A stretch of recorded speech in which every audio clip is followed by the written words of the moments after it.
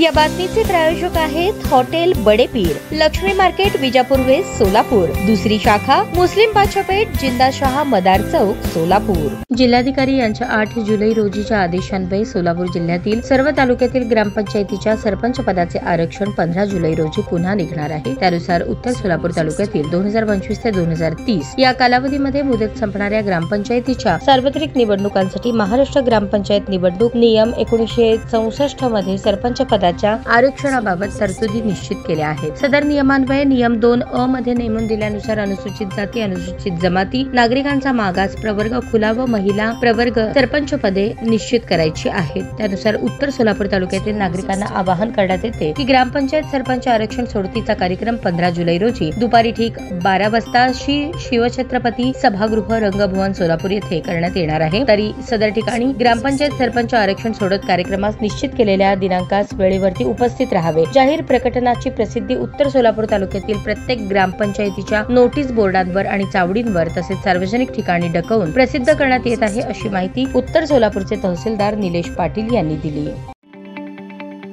ताज्या बातम्या पाहण्यासाठी प्राईम महाराष्ट्र न्यूज चॅनलला सबस्क्राईब करा।